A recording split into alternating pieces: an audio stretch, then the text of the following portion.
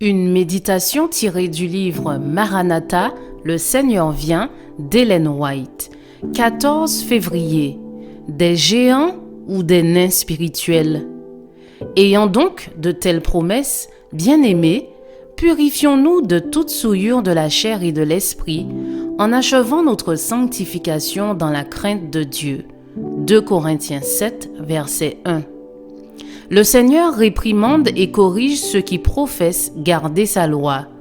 Il leur montre leurs péchés parce qu'il désire les voir abandonner toute iniquité afin de les rendre accomplis dans la parfaite sainteté et prêts à mourir dans le Seigneur ou à être transmués. Dieu les reprend afin de les sanctifier et de les élever finalement jusqu'à son trône. Dieu n'acceptera rien qui ne soit pur et saint. Une tache, une ride, un défaut de caractère nous séparera du ciel, de toutes ses gloires et de ses trésors pour toujours.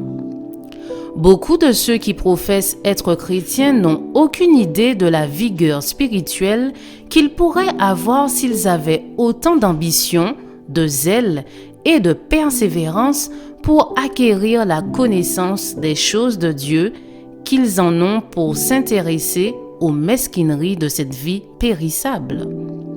Les messes chrétiennes se sont contentées d'une vie spirituelle chétive. Elles ne sont pas disposées à rechercher avant tout le royaume de Dieu et sa justice. C'est pourquoi le mystère de la piété ne leur est pas accessible. La connaissance qu'elles ont du Christ ne provient pas d'une expérience personnelle.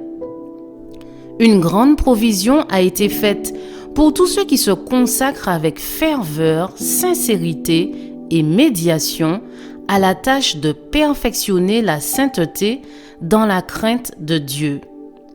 Force, grâce et gloire ont été prévues par le moyen de Christ pour que les anges les accordent aux héritiers du salut.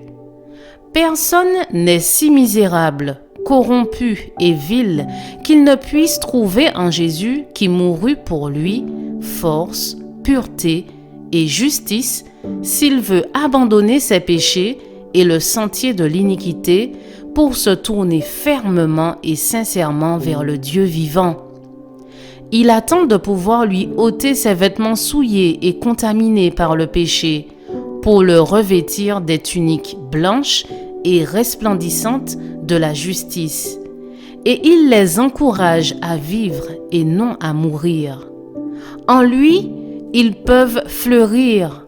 Leurs branches ne se dessécheront pas et ne seront pas stériles. S'ils demeurent en lui, ils pourront extraire de lui sève et nutriments, et remplis de son esprit, ils chemineront comme il le fit, ils vaincront comme lui, et ils seront exaltés à sa droite. Je vous souhaite une excellente journée, que Dieu vous bénisse.